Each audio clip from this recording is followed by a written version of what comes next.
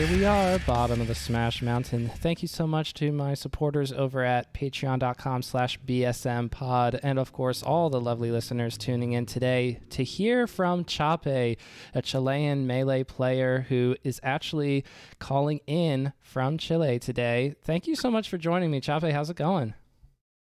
It's going good. Good. How about you?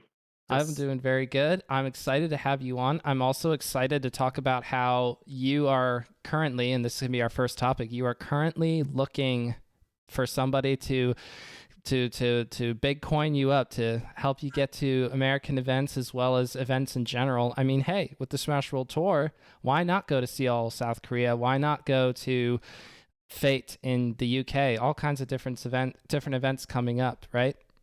yeah.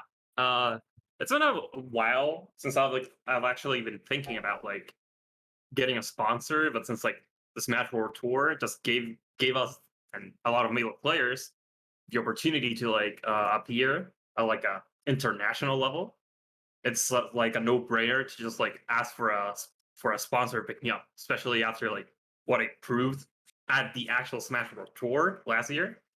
So I've been talking with some people. Just gonna leave that on the table and not gonna go further onto it.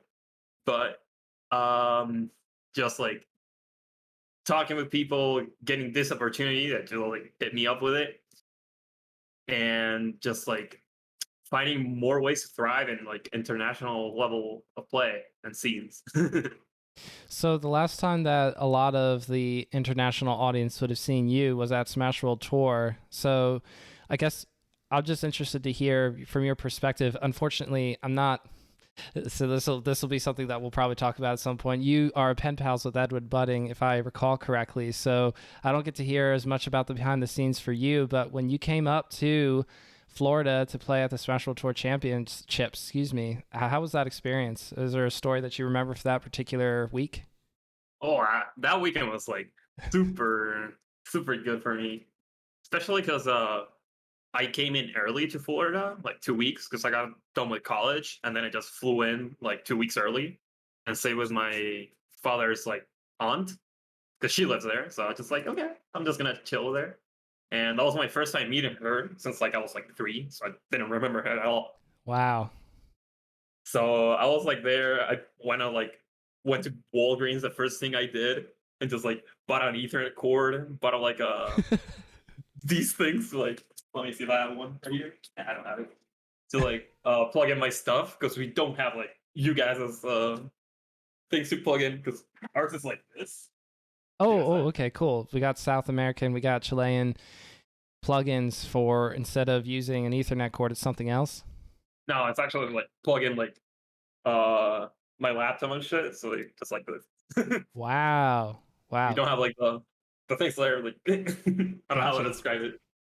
So I had to go buy one of those because the first I was planning on going to Smashing the Scene the day after I landed, but my aunts couldn't go pick me up in Orlando. She lives in Cocoa, just 50 minutes away, and she ended up picking me up the same Monday. I was Smashing the Scene, so I just came home and had to get that. So I couldn't play at her place. And Sidward actually he just you want to play a tournament? I'll host it, and he hosted a tournament. I was like, oh, let's go. Let's go, Sid Word. Shout outs. So I just played a tournament with zero sleep basically after a 20-hour flight or travel. I mean, Is there a I got particular reason why you felt obligated to get in on the action as soon as you landed? As soon as you landed, you're like, where's the melee? Where's the melee? yeah. I was actually I've been striving for an opportunity to actually be there for ever since I started playing, which is 2017. So I was Wow. oh my god, I'm in here. It's what the fuck? I literally teared up once I was landing in the plane and seeing the city. I was oh my god, what is me, a 19-year-old at the time, in Oh, another yes. country, Happy have recent no birthday, clue. right? Yeah, I was birthday on Many Saturday. happy returns. Happy birthday. Yeah, thank you. And I was I actually had a pretty bad experience the day I landed Right. because my father and I just booked hotel and I just literally get to the hotel after like Ubering from the airport.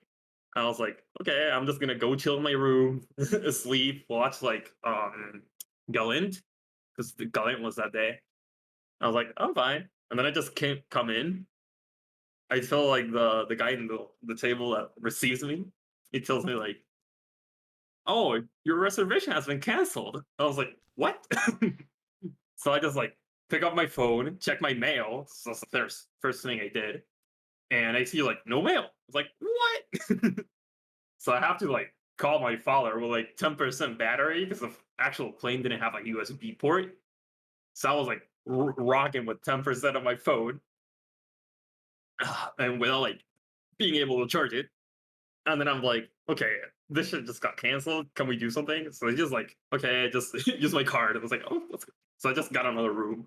Oh, And okay. to this day, it's like not resolved. Oh, But I was like in around like 2 hours like limbo. So I was like, what the fuck do I do? it's So the other, impossible. It's like the Pipsqueak Leffen X Armada challenge. Anybody coming over to the United States just gets a cold welcome. You've been up for 20 hours. How about a few more hours? We're going to keep you out on the uh, streets until you book another hotel room. That's crazy. yeah, I just like, I went, the bed was like fine. So like, okay, I just slept like 4 hours or something. But I was like really tired because my flight was like at 7. So I had to be in the airport like by like 4. So I couldn't sleep because I was like super hyped up like the day before flying. So I slept like in total 2 hours and I couldn't sleep on the plane because I can't simply. So I was just rocking like the most tired place ever. Plus, I was just got down with my exams, so I was like not sleeping at all like those 2 weeks.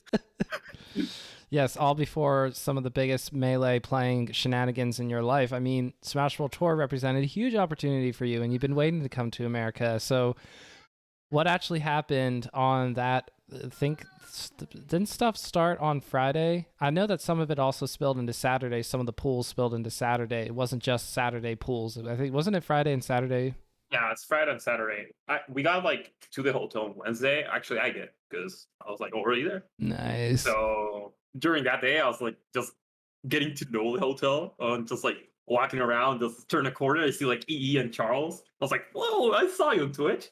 Then just like walk a bit further, you see like Professor Pro and friends drinking coffee. I was like, "What the fuck?" I've seen these guys for so long, and I just like see them like right in front of me. It's like it's crazy. I'm So I sure just that like, the first thing to get used to is for me, I would say to everyone, "Wow, you're all so short," and they would get mad at me because you just think that everybody's super tall. Like that's always my impression. Everybody's super tall, and then some of the most prestigious actors in Hollywood, for example, are like 5'10". They're not everybody's six foot yeah, one. pretty And then short. you meet and but then you meet somebody like Stude or you meet somebody like Wheat, and you go, "Okay, very tall, very very tall." Frenzy was actually a giant. That's crazy. Actually, like the Wednesday I got in, there was like a local app in Florida, like really close to the venue. So I just went to it. I went like 2-2 or something. Just beat Captain G and then lost to Prof and Kuyan like the clutches the games. I should have won that shit. But it was a lot of fun. And then it ended up like playing with Prof and Panda and Crudo and what was I playing? Odie. I played a game with Jariden, and then we just Oh. went to get wings with like Prop, Frenzy, and Jariden. I was like, dude, what am I doing here? Like, these guys have been playing for like a ton of their time, getting a ton of wins, like with everyone. I was like, I'm right here. Just like a little kid from Chile that can't even drink in America. I was like, oh. Yep, that's a bit of a challenge there. Have to be 21, but you still have got to have wings, and you're getting to socialize. Okay, so that's really cool to hear that. There were some people. I think Frenzy at the very least was at Summit 11 or Summit 12, excuse me, and then flew over to Florida. So they had already done a lot of traveling, just like you. So I guess you would have been somewhere either at a hotel or at your aunt's for Smash Summit 12 then, since you flew up 2 weeks early then.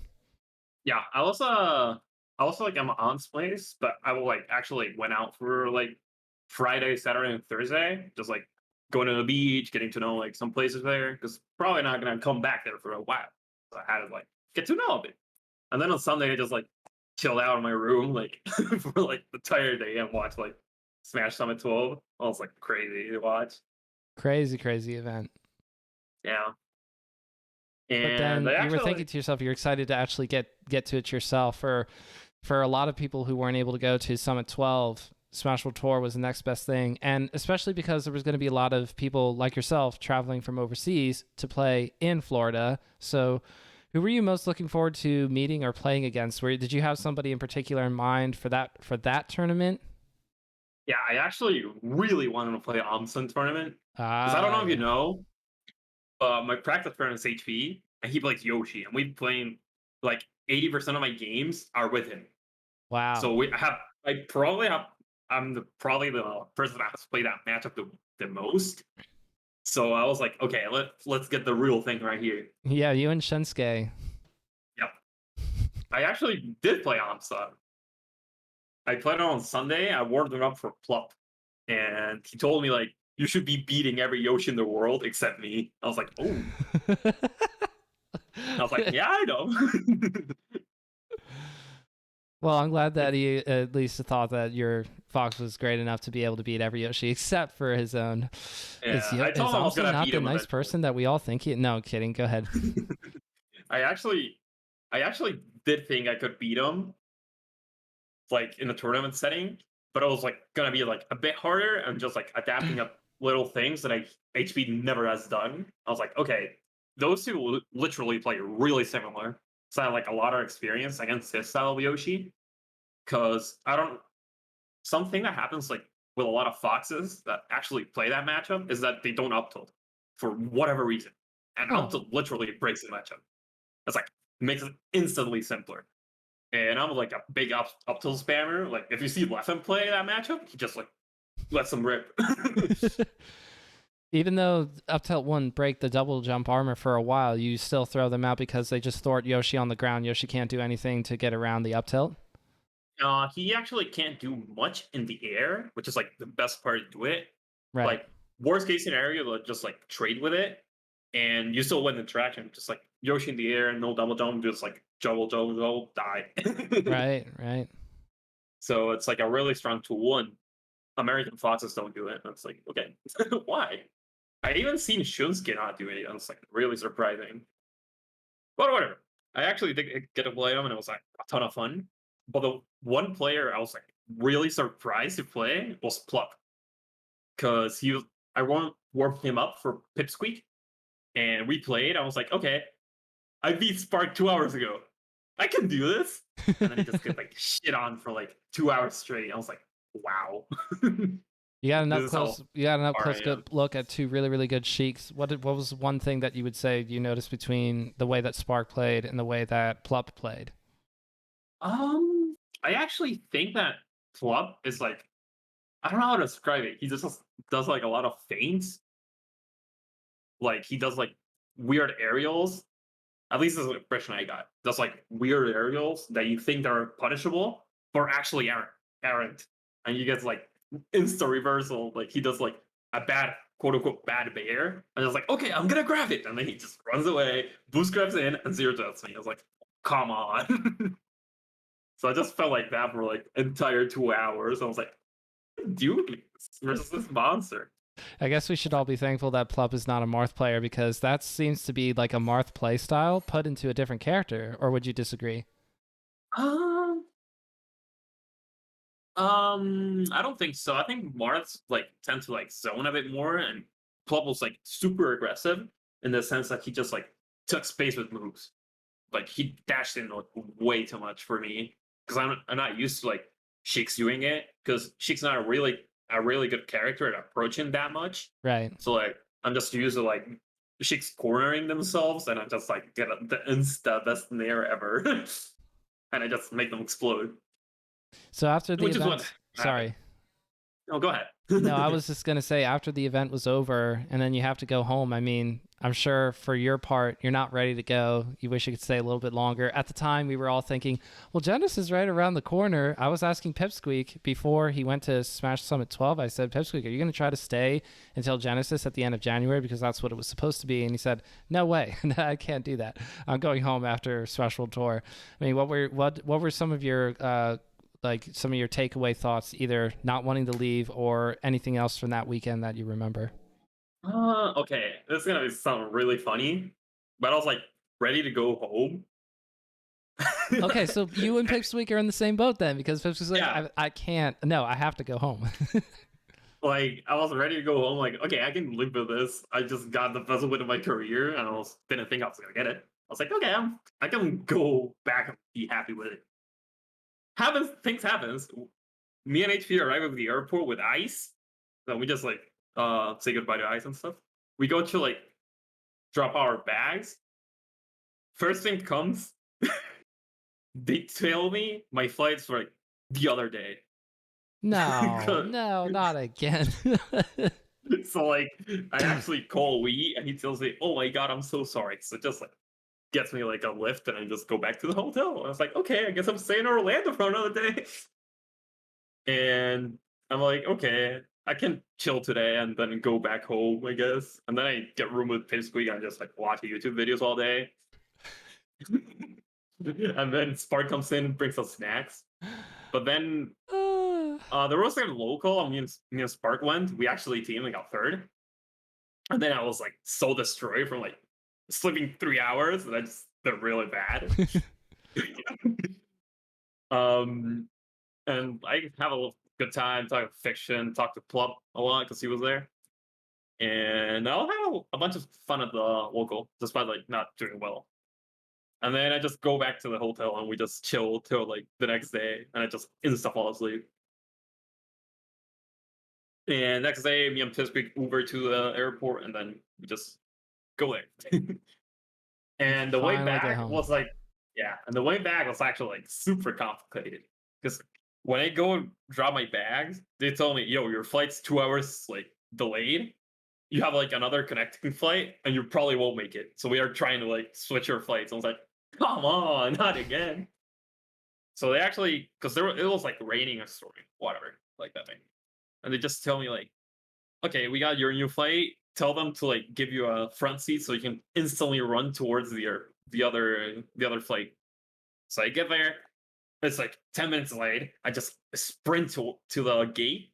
I get there like in the last point possible, and then I just like yep. Then I just arrived to like Miami. Just like it was so my flight was actually stupid. My flight was Orlando, Atlanta, Miami. I was like, Great. what? I was That's like, fantastic. Still in yeah, America, or still in the United States, excuse me. yeah. And then I just get to Miami, like talk to my mom. I'm like, okay, I'm finally going home. And I just go home. I have like the best luck possible because like the two seats right next to me were like empty. I just slept the whole flight, like the night. And then I arrive in Chile. And we have like a lot of like weird COVID protocols. Just like you come into the airport and the first thing you have to do is like take a PCR test. So if you get like positive, you have to like quarantine for 14 days and stuff. So I took that. My nose like hurt, instantly bleeded. I think I remember. And then I just go back to my city because I'm not from Santiago, which is like where the international airport is. I Right, actually is that's study the here. capital of Chile, right? Yeah, Right. that I actually study. I go to college here, so I'm living here currently.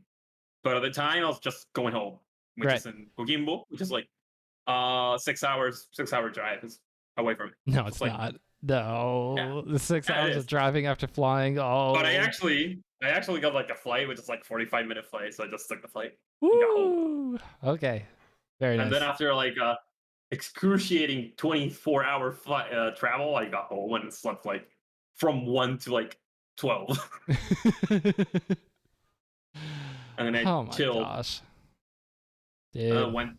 I saw my dogs after not seeing them for like 6 months. I saw my parents after not seeing them for like since they dropped me off at the airport. But before that, I didn't see them since like May. I live here. I don't live with them anymore. So that's a lot of fun. Like telling who I hang out, who how much I bother Jacob, Juanito, like I say, tell him the whole weekend, and how many people I met. It's like crazy. Yeah, so with your, I guess with your parents or with people who know you before you got into playing Melee at a high competitive level, what did they think about the fact that you play Melee and that you play competitively? Oh, they actually they're really supportive. Like my mom just like drop me off of tournaments and she stayed with me for a bit because I started when I was like what? How much was 5 years ago? I was 14. Actually 15 because I'm 20 now. I was actually 15, so like she accompanied me to tournaments. Really grateful for it. And she's always been like super supportive with what I do like every time. So I'm like blessed with them. And all my friends actually are like, "Oh, you're like really good at this game. That's crazy." And they actually they all got like together and watched me play a Smash World Tour. Oh, that's really Like I cool. Yeah, I got like pictures of them like messaging me like, "Okay, dude, we're watching you. When are you playing?" I'm like, "Okay, I'm playing like 20 minutes." Yeah, So they that's a all complicated got thing. Instead together. of watching a team sport where it's like, yeah, I'm either on the sideline or I'm in the game. It's more of like, yeah, there's other players playing right now. A little bit more, a little bit. Okay, I'm going on. I'm going on. Yeah, I think if you actually see the bot and if they like show me, I'm actually like in my phone texting them like, "Okay, I'm coming up now." And there's Chape. He's about to play against Spark. Oh, picking some music. I see. Yeah, I wonder if he's gonna play any like Kanye West, like Hungrybox does. And you're like, hey, everybody, back home. You need to get onto the Twitch.tv/ no VGBC2. No, not one VGBC2. The second one. The Yeah, second one. it actually happened because I thought I was like BGVC 4, but it was actually like 3. So we had just like that error. Why are we watching Ultimate? Did you start playing Ultimate? No, the third one. uh, that's like a lot of fun, like telling them because they play with me. I was like, okay, this is not fun because it's just like touch of death me every time. I was like, Right. okay. We actually like used to play like 3v1s at home when they were at home, and I just usually tend to win. Or I just lost and got popped off on, but it's whatever. No, but when you win, do you hear the narrator's voice saying, "How is it possible that even against three versus one, they are no match?" Like, did you ever have that happen? Nah, I actually like smile at them and just like mock them for like not beating me, which is like it doesn't make sense, you know? Because I actually like, play a lot. Well, sure, but was Team Attack on or was it off? We actually did team attack on and just like force stock all of them, but then we turned it off and it was like much more closer. But he still won. Wow, even okay, so that's so impressive because I would just say two people, we're gonna do Samus, start firing missiles, don't have to worry about team attack if it's off. Then somebody else can be Fox or whatever. Who cares? Just fire missiles. Don't stop. Final destination. Just keep firing them. We actually the problem is they like don't know how to weigh the ash or L or all stuff. They're like actually casuals. Wow. So like Mm. that's why like a lot of fun playing them because I just can do whatever and win. It's like I just do whatever happens, and still win, which is always fun. So that's I mean, so you are obviously getting to do that because it's fun and you're your friends, but I'll just try to ask you a question about something that you remember from when you first got started or what inspired you to get into Melee. You can answer that question however you like. Oh, it's actually how did I? Okay, let me like figure out like what the pieces were when I started and stuff. Um, I actually like I think I got like my YouTube recommended like Chilean Dude versus Mango like a Kings of Cali like 10 years ago or whatever. So I just watched it. I was like, oh, this game's pretty cool. I played this in GameCube. I just played GameCube with friends like super casually, and then I just started like practicing tech skill. That's like 2015, Right. and I was like, okay, why are people moving so fast? What is a bear? I was like, okay, I'm just like started researching a bit, found SSBM tutorials, So like, Mm, this is how you wave dash. This is how you L cancel. It's like, okay. So I mm. just started practicing that. Turns out I can't freaking wave dash. And it took me a month to hit one. So I just played Fox since the start, and I was like a casual, because I literally looked at the tier list like, who's the best Fox? Okay, pick Fox. Well, there So you I go just played then. Fox. So I just played Fox, and like I couldn't wait that. I'm like, oh come on! I actually started playing Peach because Peach, quote unquote, doesn't need a wave dash. So I just did that. So I played Peach for like 2 weeks. Then I resigned playing Peach. I played Falco because wave dash easier. Couldn't wave dash either. And then I just ended up like through like a lot of pain and sadness. I just resigned and like, okay, I'm gonna hit a wave dash today. I actually did it like for 10 hours straight, like getting it. And then I couldn't do it, and then I hit one. I was like, yeah. And when I L canceled, I kind of still have a muscle memory for it. I literally don't time my L cancels. I just double click. Like whenever I full Oh, up drill, I just like press this button like 3 times. and it just works out. Oh my Yeah, it gosh. works out. See, It's there's just hope for me. That's no. awesome.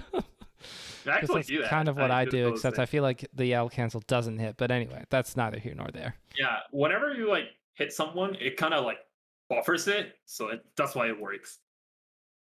And if you uncle punch it, it works. So I'm like really happy. My Well, there you go. I mean, the proof's in the yeah, pudding. If you're looking at it through Uncle Punch, that just wipe it away all works. concerns. Yeah. Don't try to change the recipe. Recipe's working. Hmm. I actually should do it like get the correct way, so I don't get like tech trap. But whatever, I'll keep on doing it. That'll be the last 1%. So, would you say that you can get to a certain level and then you're pretty close to being up against the top players and being able to beat them, except there's like 1% left or a very small amount of incremental gains to be made? Or do you think that when you get close to the top, it's like opening another corridor and now you could get 100% better after that? Like, how do you view getting from where you are right now, which is knocking on the door, to crashing through and beating all the top players? Hmm. I think it's more. Okay, let me start by saying I really don't care about results. I'm a process guy, so like whenever I like lose to someone like 3-0, for example, but I've been like grinding short hop drill, wave shine up to I don't know, and I hit like every time that's set. That's a win for me because the process, if it's correct, the results are just gonna come as a byproduct from it. So like for me, it's more so like having a good process rather than just like getting a lucky triple SD on IBW and beating them. It's more so like winning in a way that I can actually like be happy with it. In some words, like if he's these 3 times and I just win, of course I'm gonna pop off. But looking back on it, it's like it's kind of like You and Polish are the same. yeah, process over results. Something that I actually didn't believe in until like 2020. Oh, And okay. once I swapped that, I was like, why am I getting better? I was like, oh, that makes sense. How long have you been Uh, playing on the box for? I'm actually unboxed for like this week because I went drop off my controllers like today to my modder because I've been having like a bit of snap it code and snap it weird stuff. So I'm probably gonna be back in controller next week. So I'm just playing box for now because I don't want to like not play melee. Right, of course. Do you feel like you're also trying to feel out whether or not it's a viable option for you, or is it just because it's interesting, it's a fun new way to try and learn the game? What do you look at it other than the fact that it's just a sub at the moment? It's actually like kind of fun, but like most of the fun I already experimented with because I played keyboard like July last year, and then I got my those box on October or something, and then I was just like, I want to play controller, so I just like controller. And then once it came back from a Smash World Tour, I was actually committed to switching to box, but I was like, my phone's a lot of fun to play right now. I want to play controller, so I just play controller. And now since I don't have a controller, I just play on the thing for So today. as we move forward here into the year of 2022, what are some events that you are either committed to going to or that you want to go to? Um, I actually wanted to go to Genesis, but college said no. I'm like, and then the idea came up of like going to SoCal on July after I get done with my college semester because my godfather lived there. So I could actually go there and chill. I just called him the other day and told him, yo, could you just receive me in like July or whatever? And he's only, yeah, sure, come anytime, I'll receive you. I was like, cool, let's go. So Alrighty. I'm probably going to SoCal in July, but I'm not sure. But it's like a big chance. Or if it's not like on July, it's probably gonna happen like around December, that period once I'm like done with college. So once I'm there, I actually really want to go to like either Double Down or a Smash Factory. Okay, yes, Smash Factor. That's going to be the Mexican. I think it's either a gold or platinum event for the Smash World Tour, or and in I think, general, it's just a big. It's yeah, going to be a big event. yeah. And I actually made good friends with J Cam and Far at Smash World Tour, so it's gonna be a lot of fun meeting them again. And there's like, I don't know if you know the Flow guys, the guys that organize tournaments in Mexico, like netplay tournaments. I do not know them. No. Okay, so they run like a monthly series of events. It's called like Who Else Netplay, which is literally play netplay. It's Very in English, nice.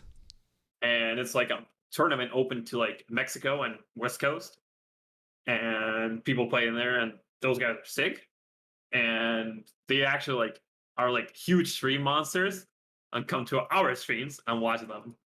So like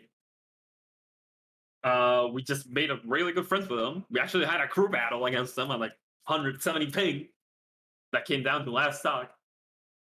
Won't spoil it, so you guys go watch it. Yes, go check out the VODs. Go check out the VODs. It's actually on YouTube. It's really fun to watch, and that was really fun. So it would be so super sick meeting them IRL and playing with them because they're really good. So that's mostly my train of thought of going to Smash Factor, and I really want to play Eddie Mexico. Yeah. I I actually think I'm the best Fox versus Luigi in the world, or like close to it. So I really want to beat him or play him at least because I played Ja Riding in Smash World Tour, and I destroyed him. I did really well against him. Poor Jaw Ryden. But hey, that's really cool because Eddie Mexico has been going on a nice real tear here recently in those net play tournaments in the past couple of months. And I saw a little bit of his set versus Lucky at the town throwdown, and they went game 5. And game 5 was not close, unfortunately. Lucky just, I want to say better playered. I want Yeah, to say better he, playered Eddie Mexico. I don't know if that's even fair to say. I would just say going back to, I think it was Battlefield for game 5, Lucky just figured something out and said, no more cheap Luigi stuff. I'm just going to fox you now. yeah, he kind of just did that and just like shined up like 4 times and died, which is something that happens in that matchup. Mm-hmm. But like, I'm not like really what's more like. I don't share a lot of the ways Lucky plays that matchup Sure. because his flow charts are like, I can narrate you, woo, and he gets like CC grabbed or down smash and tech chase and But dies Lucky and loves in explodes. there. Yeah, it's actually really good. But he just like explodes. I'm like, dude, you can literally set him platforms and Luigi can't do anything. Like, oh, frustrates me so much watching like people play Luigi and seeing them like try to edge guard. It's like, dude, you gotta shine side B. Why don't you do it? And they don't do it. And I'm like, why are you guys so bad? Anyways, um, You'll show that's them most of someday, hopefully in July, at Double yeah, Down, at Smash Factor. Hopefully you'll get to show them some more. yeah. That's most of like the matchups I'm actually really confident in. I'm really good against Luigi because I've been coaching like Luigi since like 2019, and we're good friends, and we play. We used to like last 3 months. We easily play like 3 hours every day. Hmm. So we just like played a ton of Fox Luigi and Sheik Luigi because he needed a Sheik practice and just play Sheik. And I got really good at that matchup at that point. So that's mostly why I'm really confident against like Eddie Mexico or Jariden or who else exists like Sid Ward, I guess. Holborg, etc. Hoborg, yes, I was gonna say Hoborg if you didn't get the chance. Hoborg is a friend of the show. Let's go, Hoborg. Let's go. Yeah, he's sick. He won like game five with Kudora, I think, or something. It was yeah, it was definitely close, and Yeah. I'm gonna get to see Hoborg at Pound. We're both scheduled or aiming to go there to Pound for this year, so very very excited about that. There's gonna be a fair amount of people going to Pound. You know, I was surprised to see that Axe is actually planning on going to Pound, which is the weekend following Genesis. I'm curious about how many players are going to be going over who were at Genesis and then immediately the next weekend flying out to the East Coast to go to Pound. I'm sure that a lot of East Coasters flying back from Genesis will make their way over to Pound. Maryland is not okay, not like it's around the door from something like Florida, but Virginia will show up, Ohio, Pennsylvania, Maryland itself, New Jersey, Delaware, and even New York City. I'm expecting to see a lot of those kind of players show up, but Mhm. shout outs to Hoborg. Okay, so we got some questions from some of the patrons. So Connor, who you might know as Contra, a regular on the Melee Stats Discord, or at least a semi-regular, a regular tweeter at the very least, and Connor's a homie. Shout outs. So, got some questions here. What are some stories or legends from South American scene that mainstream Melee audience may not know of? This can be rivalries, legendary sets, tournaments, whatever comes to mind for you. Oh, okay. I actually this like I'm just gonna do a side real quick. One of the first sets I saw was Ice and Go Bay versus Fiction at 8 2013. That's like my side. I actually that was crazy playing them like 6 years later. Anyways, um a lot of people here know Dark and combo video, Crazy Fox. And he actually still plays. That's something people actually don't know. But there's another player in this region that at the time cost a lot of like what's the word?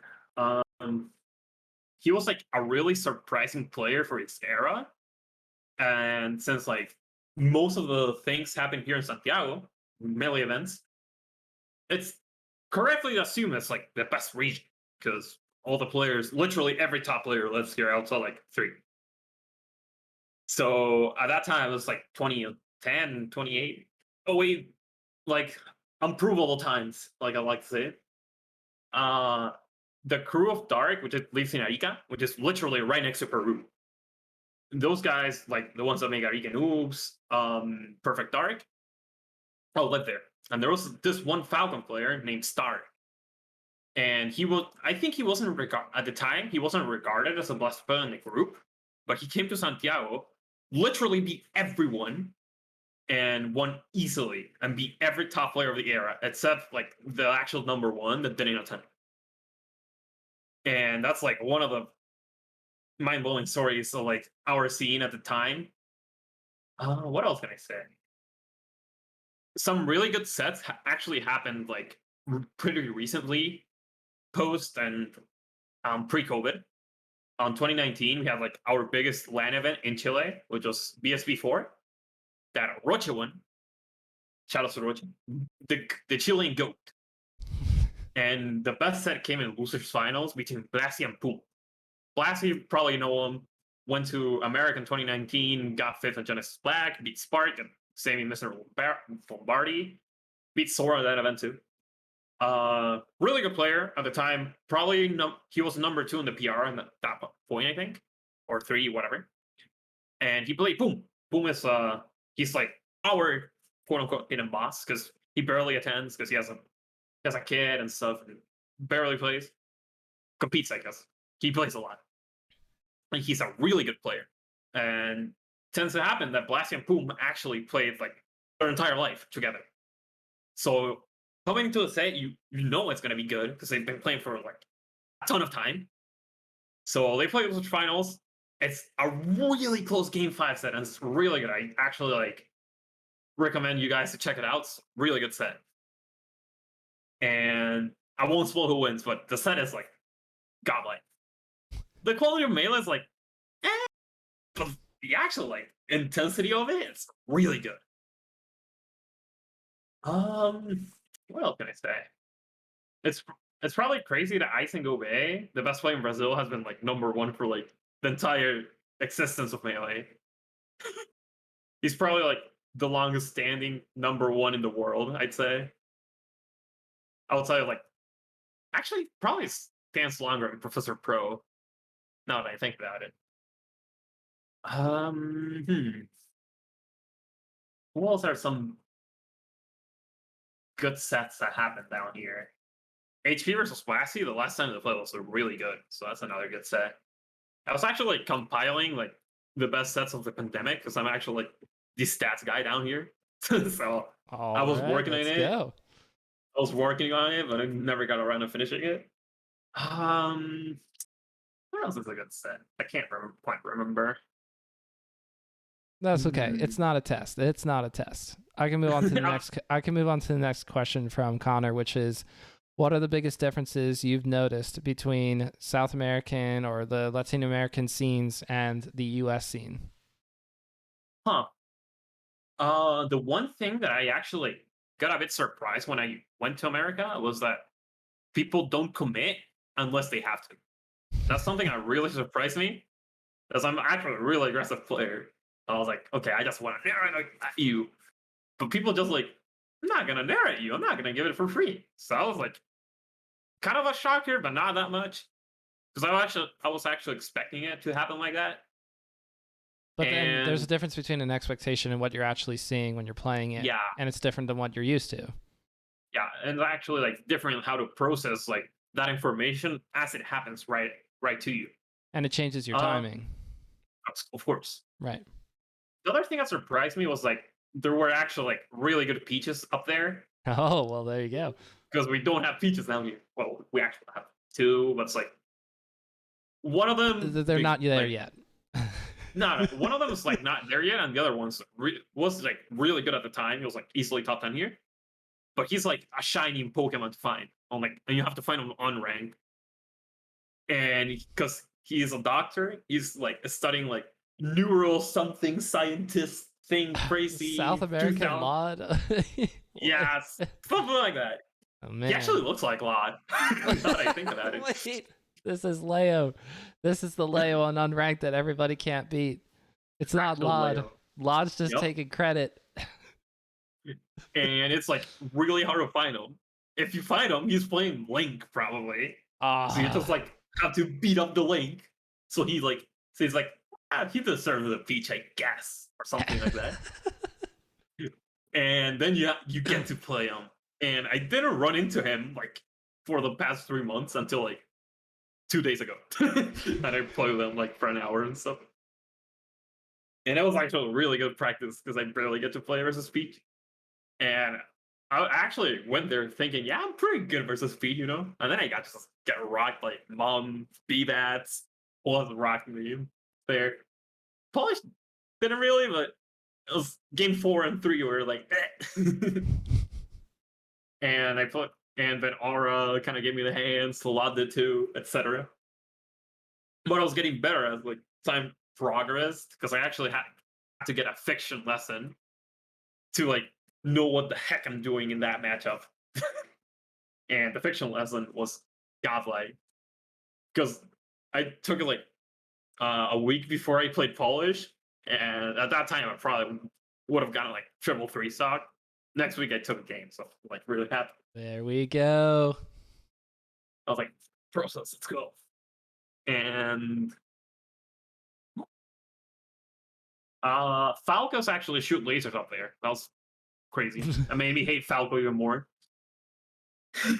Just imagine Because if here, Falco had a grab. You yourself have said on the Twitter that all top tiers, you just get a grab and it's over, except Falco, yeah, of course. But imagine if Falco had a grab on top of everything else that actually led to something. God, I would quit the game. I hate Falco so much. Um, yeah, Falco's annoying because I don't know what the hell I'm doing versus lasers. Because people down here don't play Falco; they just play slower Fox. So Lasers? I'm What are just lasers? I just want to do the shine pillar combo stuff. yeah. And when I went there, I was just getting like laser, laser, laser. I'm like, what are you doing? And then it just went to platform and just like got ultra tilted. And I've never tilted except for Falco. Falco. Ugh.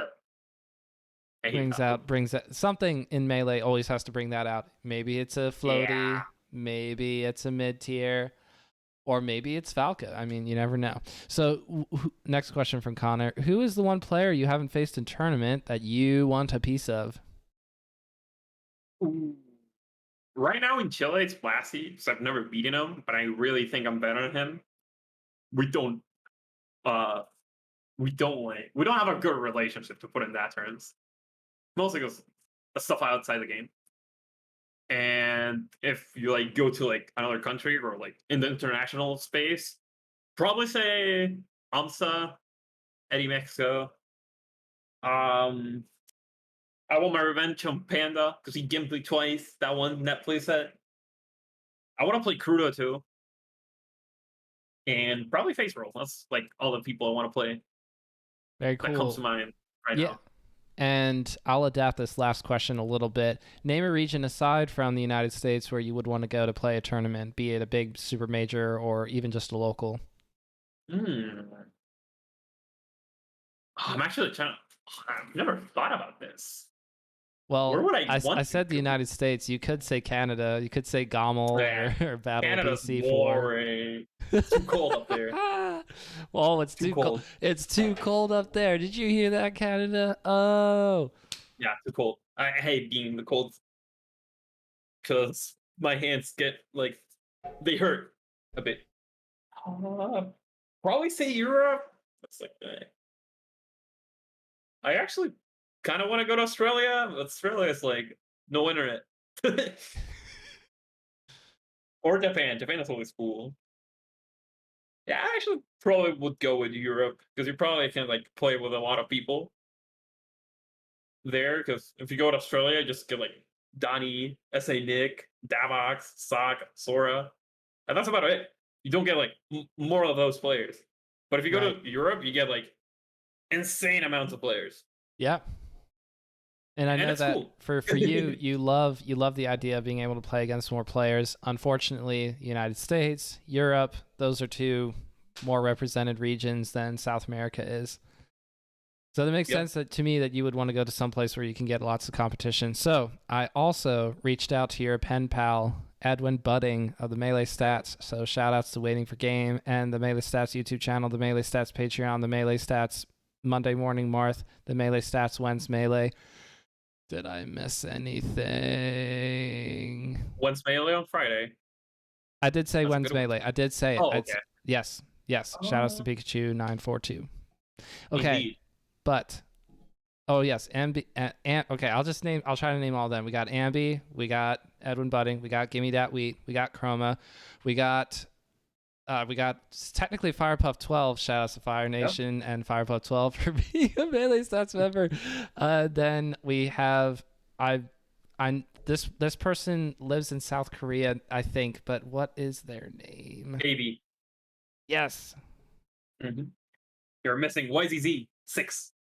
No. Oh, I'm so sorry. Is Practical Task the green? Does Practical Task got the Yeah, melee stats? All right, let's go. PTAS is green. Let's go, PTAS. Alvin, the legend, the rival of fiction, is there too. I'm missing one. I forgot. Well, you know Pretty who sure I'm you missing are. one. You know who you are. In Peru. But I asked Edwin Budding a couple of, sorry, not a couple. I just asked Edwin Budding a question. What should I ask you, Chape? So let's see.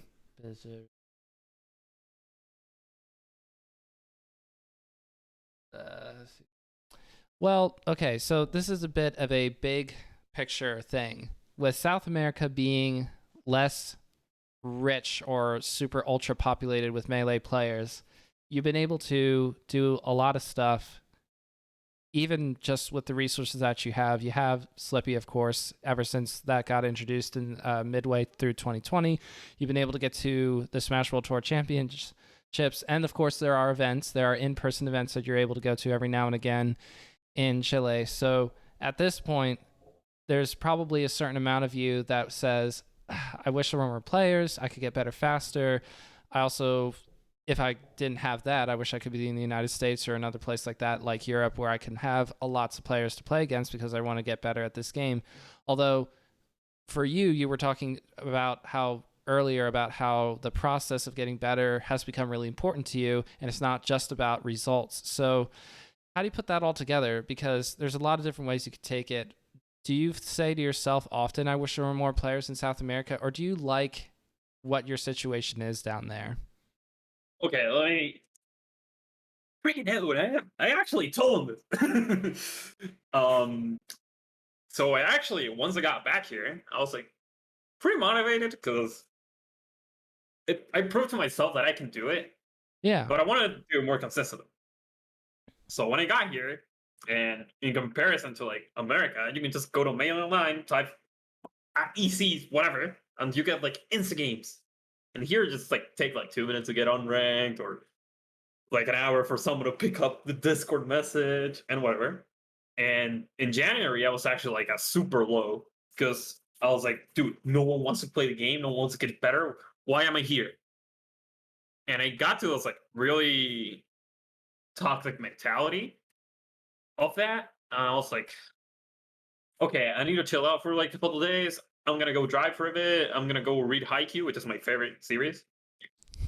And I was like, okay, let me try to find an answer. And I actually like, as I'm driving, because I just turn my brain off and just talk to myself usually. I came to the conclusion that every person doesn't need to have like my same, what's the word, my same motivation, or my same work ethic, or my same determination. So I can do a lot of stuff by myself and not have to like rely on a lot of people to like play the game, regardless of like they're good or not. Because once you start thinking that, oh, I should be like in America, or people here are so bad, quote unquote, you start getting this construction in your head that if they are bad, you are bad. So you start doing like worse mentally. And that is one of the things that happened to some players that came back, that went to America and came back, and they just kept getting that mentality. And I was actually like, huh, probably that makes a lot of sense. I don't have to like think about like what are other people's goals and why I should like get them on my same level of like my same goals. So I just have to like appreciate that the people here are playing and will play me despite like some like a skill gap or whatever. And I just got to the point where I just like play with whoever, and I try to like win with like, I don't know, focusing on one thing only and seeing like if it works or not, and then questioning me it and analyzing it and whatever. And I got to that point where like I just like, huh, you can probably play for fun, and it's gonna be fun for me too, despite like me just killing you from a one grab each time. Oh, that blessed grab, Chape. Yeah. And I sometimes come to think of like, yo, I should be living in America, going full time and whatever. And it's like I just go back to think about it. And it's like, you know, it's so hard to make a living off this game that just like I rather just like do my thing down here. And once the opportunity comes once again, I'll take it. You know? Like I don't need to force my opportunities. I'm just gonna prepare for the opportunities in the future that will eventually come, because it will whenever it happens. So I Somebody's just gonna get wise. Somebody who, more importantly, has a lot of money, because that is not me. I'm not a whale at the moment. Maybe someday. I guess. Well, we'll see. But it's not like I'm due to become a whale in 2 years or anything. But anyway, hopefully somebody will see the way that you're able to put out results, and also skill, hype, all that fun stuff. I mean, your Fox is fun to Mhm. watch. All right, so this Thank is you. also a question from Edwin Budding. This is in regards to how much pressure do you think you feel when you think about representing South America or representing Chile when you play up in the United States for something like the Smash World Tour, having that flag next to your name instead of the normal US flag that most American players and viewers are used to seeing at online tournaments? You don't even think about it, but for something like Smash World Tour, it's so cool. You get to see flags from all over the world. For yours, it's Chile. Do you feel like there's legitimate pressure behind representing a region, or do you not think of it that way? At a point, it was like that. When I actually arrived there, I actually put a lot of pressure on myself because I felt that I could do like much more better in the net play events I entered. And then I got to the point that I I burnt out, like literally burnt out when I was there. That's why I said like I chilled the whole day watching Smash Summit 12 because I was like super burnt out. Right, and then you were ready to go home after the Smash World Tour was over. Yeah, and then Right. I just like took my some days off. I just like let's think about like let's think about this. I don't really have anything to lose when I'm here, or but I have a lot of gain. Even if I like do bad, quote unquote, and lose to like the best players of the entire world, it is already expected for me to do that. So I don't really have to like care about getting the X result and just playing like I've been for my entire life. Because at that point, like pre 2019, I think, I just usually came with like the mentality that I should get X plays at X tournament, at Y tournament. But then I just like, okay, let's play to have fun. And it worked out like super good that time. Because at that tournament, I actually beat Gino, which at the time was number one, and he was like super dominant number one. He was like between 2 years, he dropped like 25 sets. And I actually beat him for the first time. I was like, what? And then I just came to the conclusion that I actually play better when I just literally try to have fun with myself and do the stuff I know what to do. So I just left my hands to do the work and my brain super hyper concentrated and I did super well. And I've been doing it since like a lot of time until I got to America, which like I had to like rewire my brain entirely. Because I went from like pre 2019 to like 2020 to like 2021 me. Like in the whole 2 weeks I was there. And that process was like a lot really stress inducing. But at the same time, also, I'm looking back to it, it was a lot of fun to like redo it and remember what it was to like not be what to lose. 'Cause at that point, I just lost like more sets between those 2 weeks that I did in like the entire year or the past 6 months or whatever. Right, yeah. And experiencing that all again was like, oh, I hate losing. I want to get better. And then I just got back to like how I look things and find like a middle point between like pre 20 pre 2020 and 2021 me because I actually think it's like two different persons because once you like get number one your mentality at least for me it switched completely because I had to play like as a champion like some people would say and then to like rewire your brain to like be not a champion and like be aspirant to the title or be a challenger, it's a whole lot different. So I had to like find a balance between those two and not get like my ego all like shattered or get it all high up because I just got one win. Or just like thinking about the past, like how I bit Spark and just keep on getting touch on that. For me, it's more so like it was cool beating him, but I can do better and probably will do in the future. And we are all excited to see you get to that spot, get to the spot where you are able to play against high level competition again and show that you've made improvements, show Hmm. that you're ready to be the best Fox against Yoshi or player against Yoshi in the world, maybe something like that. Maybe get a piece of Eddie Mexico, something like that. Hmm.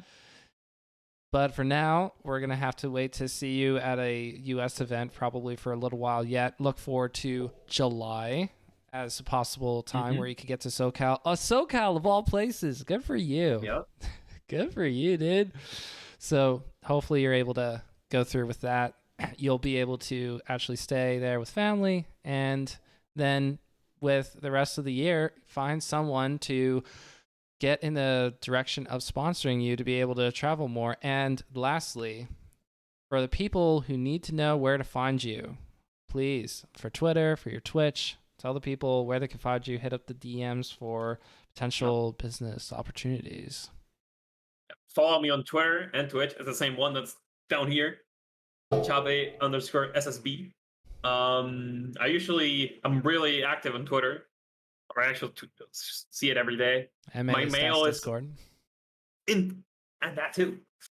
And my mail's in the handle, so you can just yoink my mail. Or Twitter DMs are always open. I try to stream a bit on Twitch. I usually don't do it, but whenever I do it, I kind of do it. So follow me on Twitch. Probably more streams coming up. What else? Oh, shout out to the people down here. Cocha Amida, which is a pub that is living in Peru, and we're playing like every day and grinding. Shout out to the Melee community. Shout out to Melee Stats. Shout out to the podcast. Subscribe to the Patreon. I don't know what else. And that's about it. That's all my shout outs. Hey, Chape, I really appreciate you coming on and joining me on Bottom of the Smash Mountain. Yeah, thank you for the invitation. It was a lot of fun talking with you. So after not speaking English for a while. Did you want to make any shout outs? I'm assuming. Oh gosh. It is Espanol, right? Like I cannot generalize. South America has to speak more languages than that, but without checking, is that your primary language? That's your first language? Yeah, Spanish is my first language. I've been speaking English since I was 3 years old, more or less, because I went to school and my school was bilingual, so I learned English there. And then I just played a lot of Minecraft when I was really young. And from like 2014 or so till like 2017 or 18, I don't know. I actually play every once in a while. I actually played a lot of Minecraft with Americans, so that's why the accent stuck with me. And people think I'm actually from there when I'm from here. Well, no, you did great. You did great. I mean, for not practicing for not speaking English specifically in a while, doing it for an hour plus here, you've done great. Thank you. I actually didn't speak since like January or Smash 4 tour. And then you just casually do a whole hour-long podcast in English. Woo! Yeah. Dude. I actually have gotten a lot more rusty at it, but it's still pretty good. So. Oh no, it's coming through great. Thank you. I actually try to speak in when I'm speaking to myself. I actually tend to you do it in English, so I don't end up losing the language completely.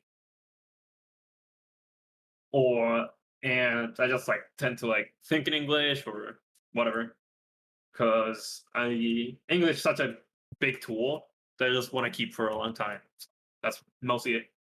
Yeah, it's helpful, and it's it's an unnecessary evil thing, or maybe you just enjoy the fact that you can be bilingual. For me, I would view having to speak a second language as a necessary evil, but when I took French in high school, I ended up forgetting all of it within a year of being done, because I wasn't needing to actually use it. And so my perspective would be, I would just need to move to a place where they speak French, or move to a place where they speak Spanish, any language. I mean, I'll do any language if I actually were forced to use it. But that is the problem with me being a spoiled US living person. I just act confused when somebody starts speaking a different language here, because it does happen sometimes, but most of the time I'll start acting confused and then they'll start doing broken English, and it is do be that way sometimes. Google Translate, also very nice, also comes in handy. Yeah. So I unfortunately am put into the lazy camp in that regard. It's fine though. You just have to speak in English. Whoever, everyone in the world probably speaks this language, or most of the people do. So it's all a bit of a blessing, but Why'd they have to pick English though? I mean, you would be able to know this better than me. Isn't it one of the more unintuitive languages in the world? I actually don't know. Like, I don't remember much of like the what it was the process of learning it because I was so little. Right, My sure. mom actually like told me that when I was little, I actually came home speaking English and not Spanish. It Oh, was to that point. So for me, it's mostly like another like primary language rather than like my second language. gotcha. Two Since primary languages. uh, Very nice. uh, since I'm like a bit rusty, I tend to like forget some words, but I kind of like can do a workaround because I just know a bunch. So Yep, yep. My favorite was receive, which is not usually what people say when they host somebody at a house or like, come on over, I'll put you up, that kind of thing. You said yeah, that the people, your family up in the United States will receive you, and I thought that's a great way to put it. It's not the usual way to put it, but it's a great way to put it. uh, it's mostly like those kind of words. I actually forgot like fan one time, like the Don't thing. worry about it. Don't worry So I about just like the spinny thing that throws air. it. No, see, I forget words too, and you have a good excuse. I do not. So, True. but there's, like you said, there's an annoying amount of words that you can use to replace other words in the English language. I think that might be actually the reason why I forget, because I'm trying to think of 5 words at once. If I'm like fan, spinning, wheel, forced air. Okay, so all right, we need to do a pose for the thumbnail. What kind of pose were you thinking would be fun to do for the camera? Oh, I actually didn't know. Let me think about something. Hmm.